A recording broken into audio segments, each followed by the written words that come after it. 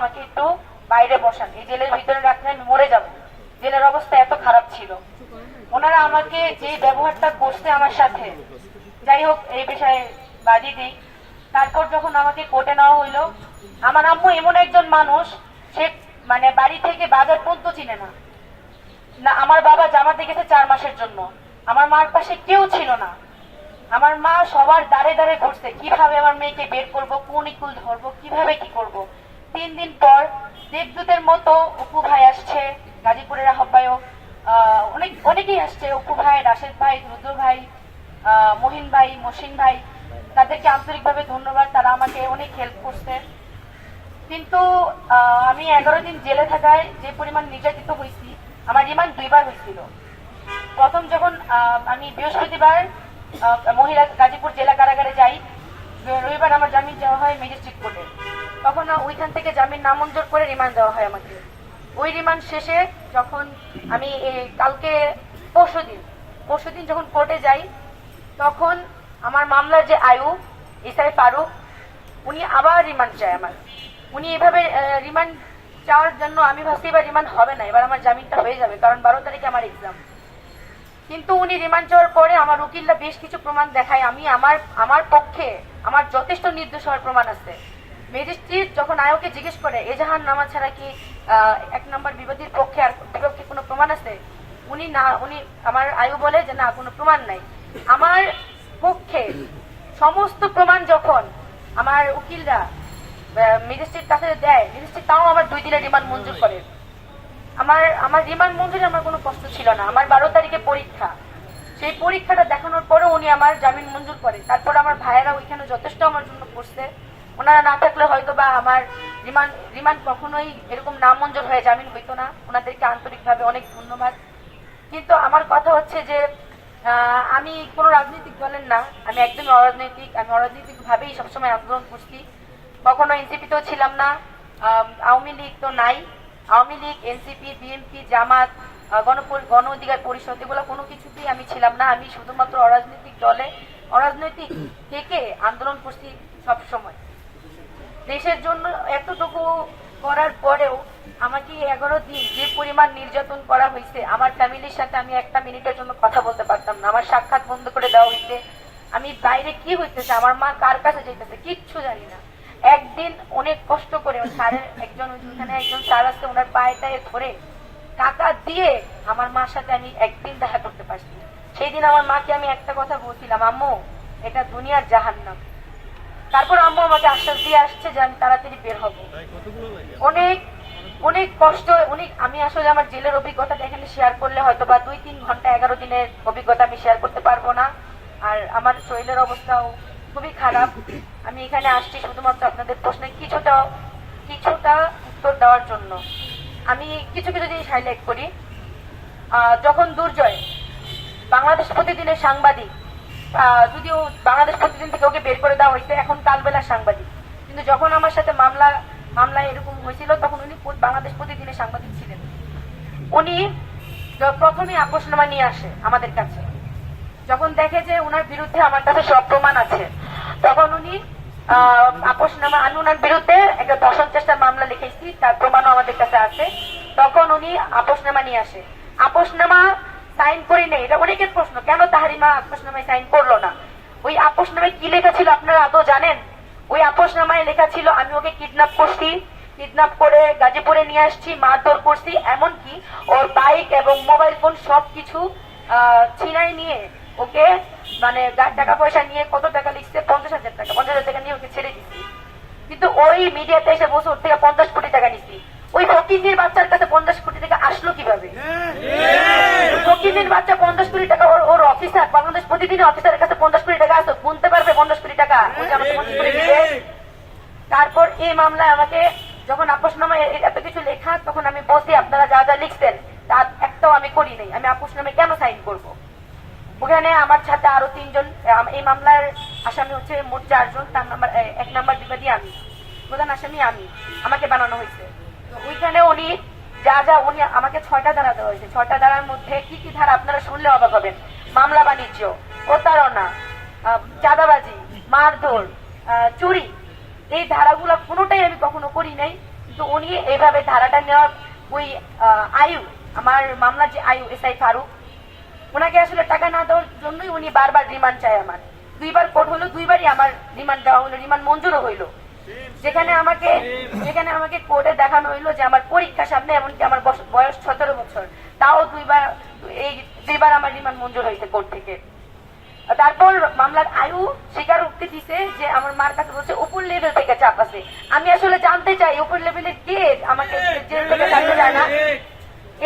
এটা আমাকে অনেক আগেও বলা হয়েছে যে ওই দুর্জয় যখন মামলা লিখাইতে যায় তখনও সেম কথাটা শুনছি, উপর লেভেলের আদেশ আছে, উপর লেভেলের আদেশ থেকে আমাকে মামলায় ফাঁসানো হয়েছে। অথচ যখন ম্যাজিস্ট্রেট জিজ্ঞেস করলো আমার আয়ুকে যে 1 নম্বর বিবাদীর পক্ষে কোনো প্রমাণ, বিপক্ষে কোনো প্রমাণ আপনার কাছে আছে, উনি বললো না, তাহলে কেন আমার রিমান্ড মঞ্জুর হইলো? এই প্রশ্ন আমার ওই ম্যাজিস্ট্রেটের কাছে। তারপর আমার যখন আমাকে কারাগারে রাখা হয়েছে, অনেক এই অভিজ্ঞতাগুলো আমি আপনাদের সাথে শেয়ার করবো। আমি আসলে শারীরিক মানসিক দুইভাবে অনেক অসুস্থ হয়ে আছি। আমি আসলে এটাই বলবো যে আপনারা যদি ভিডিওগুলো একটু খেয়াল করেন, যে প্রমাণগুলো আমি ছাড়ছি নেটে, ও যদি, আচ্ছা আপনাদের কাছে আমার একটা প্রশ্ন, আপনারা তো এখানে সবাই সাংবাদিক, আপনারা ঢাকার সাংবাদিক, আপনারা যখন গাজীপুরে যাবেন অবশ্যই আপনার অফিসকে ইনফর্ম করবেন। তাহলে ও যদি আসলে নিউজের কথা বলে, আমি যদি নিজের কথা বলে গাজীপুর নিয়ে যাই, ও কেন ওর অফিসকে ইনফর্ম করলো না? ও ওই অফিসকে ইনফর্ম না করে ও গেছে, এই জন্য বাংলাদেশ প্রতিনিধিকে বের করে দিচ্ছে। এতটুকু সেন্স আপনাদের অবশ্যই আছে। তারপর ও কালবেলায় অ্যাটেন্ড করছে, কালবেলায় হয়তো কালকে ওকে কালবেলা থেকেও বের করে দেওয়া হয়েছে, আমি শিওর না, কিন্তু হয়তো বা এটা হইতে পারে।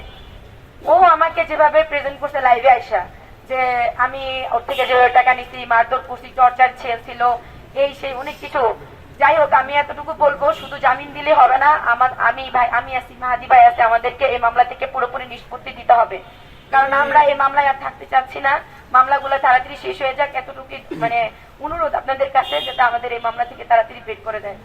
আরেকটা কথাই বলবো, শেষ কথা, যে হচ্ছে আমি আমার সহযোদ্ধা ভাইরা যা বাইরে আমার জন্য যা করছে তার জন্য অত্যন্ত ধন্যবাদ।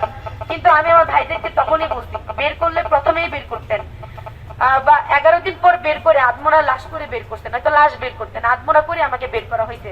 ওই 11 দিন আমার কাছে ওই জেলটা ছিল টর্চার সেল। এক কথায় আমার কাছে ওই জেলটা ছিল টর্চার সেল। আমাকে যেভাবে অত্যাচার করা হয়েছে, এটা যদি বর্ণনা আপনাদেরকে দিই তাহলে 2 ঘন্টা আমার বক্তৃতা শেষ হবে না, আর আমার বলার মতো সিচুয়েশনও নাই। আমি এতটুকুই বলবো, আজ যে এত সাংবাদিক আসছে একটাবার আমাদের কথা শোনার জন্য, এই মামলা যখন চলে আমি সব সাংবাদিকের পায়ে ধরে বলছি, ভাই একটা নিউজ করেন যে কেন আপোষনামা নিয়ে আসলো।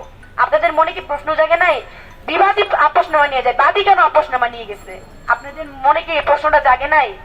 কেন আপনারা এখন আসছেন? আগে কেন আসেন না? 11 দিন যখন জেলে ছিলাম, কোন সাংবাদিক কেন নিউজ করে নাই যে তাহরিমা কেন 11 দিন ধরে জেলে?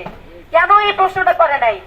কিছু তথাকথিত সাংবাদিক আছে যারা আমার বয়স জানাও নিউজ করে, যে আসলে জুলাই যোদ্ধা তাহরিমার বয়স কত।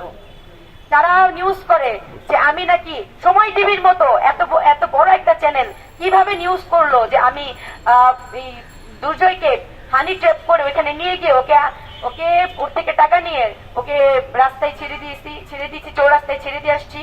সময় টিভির মতো এরকম, এখন সময় টিভি এখানেই আছে। এখন যে সময় টিভিকে ভুয়া বলে নিউজ দেয়, সময় টিভি সেম কাহিনী আমাকে সবসময় ওরা নেগেটিভ ভাবে প্রেজেন্ট করে। তা ওনারা এইভাবে প্রেজেন্ট করছে, সকালে রিমান্ড, দুপুরে জামিন, সন্ধ্যায় মুক্তি। এটা কেমন কথা? কেমন ভাবে এত বড় চ্যানেল গুলা এইসব নিউজ করতে পারে? ইউটিউবের কথা বাদ দিলাম, আরেকটা আছে কালের কণ্ঠ। এই বসুন্ধরা মিডিয়াকে হুঁশিয়ারি দিয়ে বলতেছি, আপনারা কিন্তু প্রথম আলোর মতো শর্ট খায়েন না। বারবার বলতেছি, আমরা কিন্তু হাজী ভাই চলে গেছে, কিন্তু হাজী ভাই আমাদেরকে শিখাই দিয়ে গেছে কিভাবে কোন সময় কি করতে হবে। আপনারা দয়া করে, এতটুকু আপনাদের কাছে রিকোয়েস্ট, আপনারা ভালো হয়ে যান, নয়তোবা আপনাদের উপর আবার স্টুডেন্ট বা আমাদের যে ক্ষোভটা সেটা প্রকাশ হয়ে যাবে অতি শীঘ্রই। বাত ব্যথা, প্যারালাইসিস কিংবা আর্থ্রাইটিস, আধুনিক ফিজিওথেরাপি ও পুনর্বাসন চিকিৎসায় নির্ভরযোগ্য নাম ডিপিআরসি। বৈষম্য বিরোধী ছাত্র আন্দোলন তীব্রভাবে নিন্দা জানাচ্ছে। দেখুন, আজকে জুলাইকে বিভিন্নভাবে ভেরিফাই করা হচ্ছে। জুলাই যোদ্ধা হওয়া যেন এক ধরনের অপরাধ। গতকালকে একটা নিউজ দেখলাম, একটা ছেলের সাথে একজন টিটি খারাপ ব্যবহার করেছে। আপনারা জানেন যে বাংলাদেশের ভিতরে ট্রেনের ভিতরে এই ধরনের ঘটনা ঘটে, অনেক সময় টিকিট ছাড়া শর্ট ডিস্টেন্সে ছেলেমেয়েরা যায়, কিসে যায়। আমরা অবশ্যই বলি যে এদেরকে শাস্তির আওতায় আনা হোক, তবে নির্দিষ্ট নিয়ম মেনে, যেটা আসলে বাংলাদেশের আইনে আছে। সেই ছেলেটাকে যখন টিটি মামলা দিল, শাস্তি দিল, সেই ছেলেটা হলো গিয়ে এখানে প্রতিবাদ জানালো যে কেন এত বেশি শাস্তি দেওয়া হয়েছে বা করা হয়েছে। এই ছোট্ট একটা ঘটনা, এই ধরনের ঘটনা হরহামেশা বাংলাদেশে ঘটে না। বাংলাদেশের কোন লোকাল ট্রেনে নাই যে ট্রেনের ভিতরে এরকম 20টা ঘটনা প্রত্যেকটা ট্রিপে ঘটে না। সেইখানে নিউজ করা হলো কি ছাত্র পরিচয়ের টিটির সাথে হলো গিয়ে অসদাচরণ। টিটিকে কি বলা হয়েছে, আমরা দেশ স্বাধীন করেছি, আমরা কেন ভাড়া দিতে যাব। এই যে মিডিয়া ন্যারেটিভ, আপনারা ফ্রেমিং এর জিনিসটা একবার দেখেন। বাংলাদেশে যারাই লোকাল ট্রেনে ট্রাভেল করেন, যারাই করেন, তারা জানেন এরকম 10টা 20টা ঘটনা প্রত্যেকটা বগিতে ঘটে।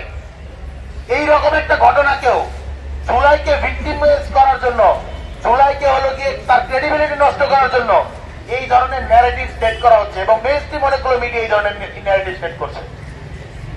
আমরা সন্দেহ করি মিডিয়ার ভিতরে ফ্যাসিবাদের কিছু দোসর ঘাপটি মেরে বসে আছে, যারা আওয়ামী লীগের ফান্ডিং এ এই ধরনের অপচেষ্টা করছে। প্রত্যেকটা মিডিয়া হাউসকে আমরা সব বলতে চাই, আহ্বান জানাতে চাই, এবং সাংবাদিক ভাইরা, আপনারা যারা জুলাইয়ে আপনাদের জানের মায়া ত্যাগ করে আমাদের সংবাদগুলো সংগ্রহ করেছেন, প্রচার করেছেন, আপনাদেরকে বলছি এই ফ্যাসিস্ট এনাবেলারদেরকে আপনারা আপনাদের মিডিয়া হাউস থেকে বের করে দেওয়ার জন্য অবিলম্বে প্রেসার দিন, প্রেসারাইজ করুন।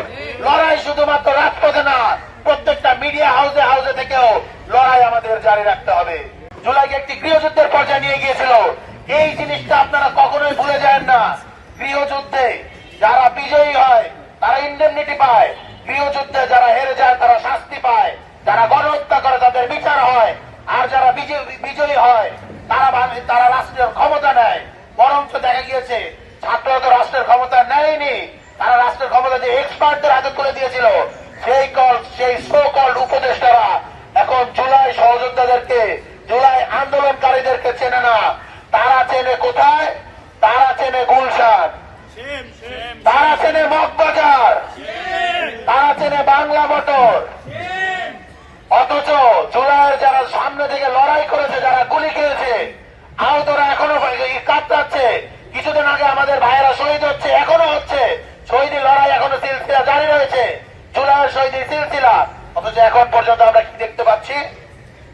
উপদেষ্টারা এক একজন, আমরা শুনতেও পাচ্ছি, তারা সেফ এক্সিট নেওয়ার জন্য বিভিন্ন দরবারে দরবারে আসলে এখন সাড়া দিচ্ছে, মাথা ঢুকতেছে, সেজদা দিয়ে বেড়াচ্ছে।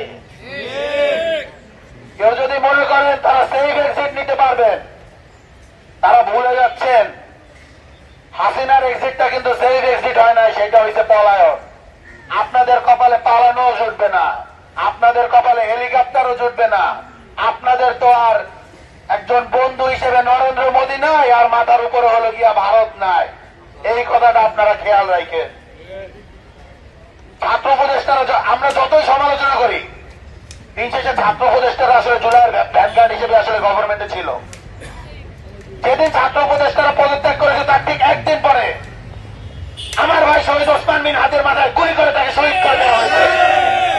বিচার বিচার বিচার চাই, বিচার চাই, হাদি হত্যার বিচার চাই, বিচার চাই, বিচার চাই। আমরা সন্দেহ করি হাদি হত্যার পেছনে সরকারের ভেতরে এবং বাইরে নানা মহল জড়িত ছিল, এবং এর বিচার যাতে না হয় এখন পর্যন্ত এই ষড়যন্ত্র চলমান রয়েছে। নইলে এখনো কেন বিচার নিয়ে, চার্জশিট নিয়ে, আসামি ধরা নিয়ে তাল বাহানা করা হয়? বাংলাদেশের ইন্টেলিজেন্সকে নিয়ে অনেক কথা হয়। আমি একটা জিনিস বিশ্বাস করি এবং আমরা এই জিনিসটা দেখেছি, হাসিনা কিভাবে তার ইন্টেলিজেন্সকে তৈরি করেছে এবং তারা কিভাবে হাসিনাকে বছরের পর বছর ক্ষমতায় টিকিয়ে রেখেছিল। যে মিলিটারি ইন্টেলিজেন্স বিএনপির মতো এত বড় দল, জামাতের মতো এত বড় দলকে তারা নিঃশেষ করে দেওয়ার জন্য পর্যায়ে নিয়ে গিয়েছিল, তাদেরকে আসলে প্রত্যেককে জেলে জুলুমের মধ্যে দিয়ে ভয় দিয়ে শেষ করে দেওয়া হয়েছিল। তারা একজন আসামি ধরতে পারে না, এই জিনিসটা আসলে সন্দেহের উদ্বেগ ঘটায়। বরং আমরা সন্দেহ করি তাদেরকে আসামি ধরা তো দূর, তাদেরকে নির্দেশই দেওয়া হয়েছে আসামিকে যাতে না ধরা হয়। পাচ্ছেন বাংলাদেশে ফ্যাসিবাদের দোসরদেরকে নির্বাচনের সুযোগ দেওয়া হচ্ছে। আমরা ঘোষণা করেছিলাম, আরো একবার ঘোষণা করছি, আমাদের কার্যক্রম কিছুটা এগিয়েছে, আমরা একটু আপডেট দিতে চাই। আমাদের কর্মসূচি হলো জুলাই গণঅভ্যুত্থান চলাকালে সারা দেশে যে যে থানার অধীনে ছাত্র জনতাকে শহীদ করা হয়েছে সেই সকল থানার ওসি এবং সেই জেলাগুলোর এসপি থেকে শুরু করে তদূর্ধ্ব যারা কমান্ডিং অফিসার রয়েছেন তাদের তালিকা তৈরি করছে বৈষম্য বিরোধী ছাত্র আন্দোলন। এই তালিকাটি আইসিটি ট্রাইব্যুনালে জমাপূর্বক মামলার সিদ্ধান্ত নিয়েছে বৈষম্য বিরোধী ছাত্র আন্দোলন। 2 নম্বর আমাদের যে কর্মসূচি যেটি চলমান রয়েছে সেটি হল ইন্ডিমনিটি অর্ডিন্যান্স রাষ্ট্রপতি কর্তৃক জারি দৃষ্টিতে আইন উপদেষ্টা এবং স্বরাষ্ট্র উপদেষ্টার সাথে মত বিনিময় করবে বৈষম্য বিরোধী ছাত্র আন্দোলন। এবং আমাদের যে 3 নম্বর কর্মসূচি সেটি হল নির্বাচনকালীন বৃহত্তম যে দুটি জোটের প্রধান রয়েছেন তাদের সাথে সাক্ষাৎপূর্বক তাদের নির্বাচনী ইশতেহারে জুলাইয়ের বৈপ্লবিক চেতনাকে সমুন্নত রাখা এবং জুলাই বিপ্লবীদের নিরাপত্তা নিশ্চিতের ব্যাপারটি স্পষ্ট উল্লেখ নিশ্চিত করতে তাদের যে নির্বাচনী ইশতেহারে সেখানে স্পষ্ট উল্লেখ নিশ্চিত করতে বৈষম্য বিরোধী ছাত্র আন্দোলন তাদের কর্মসূচি চলমান রাখবে। এবং আপনারা দেখতে পেয়েছেন সৌরভীদের সাথে মাহাদিদের সাথে কি হয়েছে, নৈপুরদের সাথে কি হচ্ছে। আমরা কিন্তু এই ঘটনাগুলো আর ঘটতে দেব না এবং এই ঘটনা যেখানে আসছে আমরা প্রতিরোধ করব। আজকের এই সংবাদ সম্মেলন থেকে আমরা বৈষম্য বিরোধী ছাত্র আন্দোলন যেভাবে জুলাইয়ে ফ্যাসিবাদ বিরোধী ছাত্র জনতার ভ্যানগার্ড হয়ে উঠেছিল, আবারও আমরা নতুন করে সকল জুলাই বিপ্লবীদেরকে বৈষম্য বিরোধী ছাত্র আন্দোলন প্ল্যাটফর্মকে জুলাই বিপ্লবীদের ভ্যানগার্ড বলে ঘোষণা করছি। এবং সেই সাথে আমরা আরো একটি ঘটনা বলে আরো একটি কথা বলে আমরা আজকের প্রেস কনফারেন্স শেষ করতে চাই। বৈষম্য বিরোধী ছাত্র আন্দোলন এবং জুলাইয়ের পক্ষ থেকে আমরা যে বার্তাগুলো দিয়েছি, দফাগুলো দিয়েছি, এখন বাংলাদেশের পক্ষ থেকে আমাদের একটি দাবি রয়েছে। বাংলাদেশের এই মুহূর্তের সব থেকে বড় দফা, বাংলাদেশের এক দফা, সেটি হল শহীদ ওসমান বিন হাদির বিচার চাই।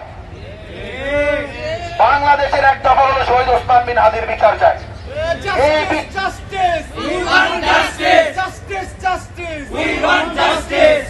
অবিলম্বে শহীদ ওসমান বিন হাদির যারা খুন করেছে তাদের গ্রেফতার করতে হবে, যারা এর পেছনে কুশীলতা রয়েছে আর সেগুলো জনসম্মুখে প্রকাশ করে তাদেরকে গ্রেফতার করে আইনি ব্যবস্থা নিতে হবে।